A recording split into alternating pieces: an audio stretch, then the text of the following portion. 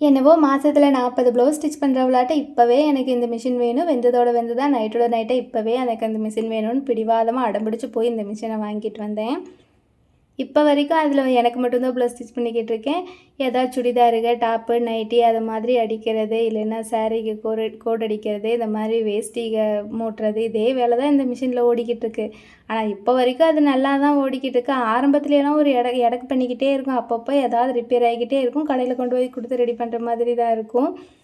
இப்போல்லாம் வாரத்துக்கு ஒரு டைம் 2 டைமாவது இப்படி துணிக்கு ஏதாவது அடித்து சுத்தமாக தூசிக்கு இல்லாமல் தொடச்சி வச்சுட்டானாலே ரொம்ப நாளைக்கு மிஷின் நல்லாயிருக்கும். கூடவே அப்பப்போ ஆயில் விட்டு எடுத்து வச்சுக்கணும். வாரத்துக்கு ஒரு டைமாவது கண்டிப்பாக ஆயில் விடணும். அப்போ தான் மிஷின் ரொம்ப நாளைக்கு நல்லாயிருக்கும். இப்போ இந்த 2-3 வருஷமாக நல்லா ஸ்மூத்தாகவே போய்கிட்டு இருக்கு. சரி, வாங்கின காசுக்கு பிரயோஜனமாக ஏதோ ஒரு வேலையை செய்வோன்னு அப்பப்போ இந்த மாதிரி ஏதாவது கோட் அடிக்கிற வேலை, இந்த ப்ளவுஸ் ஸ்டிச் பண்ணுற வேலையை செஞ்சுக்கிட்டு இருக்கிறது.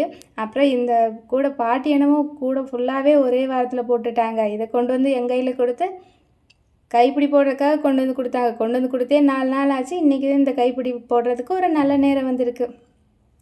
அதுவும் என்னவோ எனக்கு இந்த ஒரு கைப்பிடி போட்டுட்டு அவ்வளோ ஒரு சந்தோஷம். ஒரு கைப்பிடி போட்டுட்டோன்னா அதை இவ்வளோ நேரம் அழகு பார்த்துட்டு உட்காந்துருந்த நேரம் மறு கைப்பிடியே போட்டுருந்துருக்கலாம். சரி, கிடக்கிறது கிடக்கட்டும். இன்னும் ஒரு வாரம் இருன்னு தூக்கி இருந்த இடத்துலையே வச்சுட்டு அடுத்த வேலைக்கு வந்தாச்சு. இந்த அரிசி ஊற வைக்கிறதுக்கு 2-3 நாள் ஆச்சு. அதுவும் ரேஷன் அரிசி வாங்கிட்டு வருவாங்க. ரேஷன் அரிசி ஊற வைக்கலாம்னு நானும் யோசிச்சுக்கிட்டே இருந்தேன்.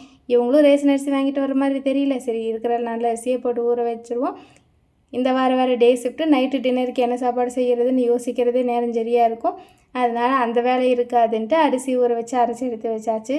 இருக்கிற எல்லா வேலையும் இப்படி செஞ்சால் ஒரே நாளில் செய்ய வேண்டியது, இல்லைன்னா நான் மாதக்கணக்கில் கடத்திட வேண்டியது.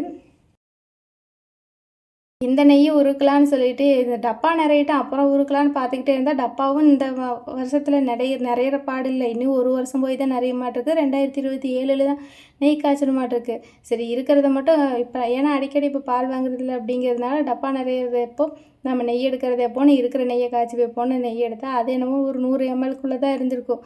இதுக்காக இவ்வளோ வேலை செஞ்சோங்கிற மாதிரி ஆயிடுச்சு. சரி, கடையிலேருந்து நம்ம நெய் வாங்கிட்டு வந்தாலும் நம்ம வீட்டில் எடுக்கிற நெய் மாதிரி அந்த டேஸ்ட்டும் மனமும் வருமா அப்படின்னு ஒரு மனசு தேத்திட்டு அரை மணி நேரம் கேஸையும் வேஸ்ட்டு பண்ணிவிட்டு அடுத்த வேலைக்கு வந்தாச்சு. இந்த நெய்யும் இருக்கிற வேலை, மாவரைக்கிற வேலையெல்லாம் பெரிய வேலையே கிடையாது. இப்படி வர்றதுக்குள்ளே செஞ்சு முடிச்சிடலாம். அதுக்கப்புறம் அந்த கிச்சனை க்ளீன் பண்ணுறது தான் ஒரு பெரிய டாஸ்கே. அதுவும் அந்த கிச்சனெல்லாம் ஃபுல்லாக க்ளீன் பண்ணிவிட்டு அந்த பளிச்சுன்னு இருக்கிற அடுப்பையும் கிச்சனையும் பார்க்குறப்போ மனசுக்குள்ளே ஏதோ பெருசாக சாதித்த மாதிரி ஒரு சந்தோஷம்.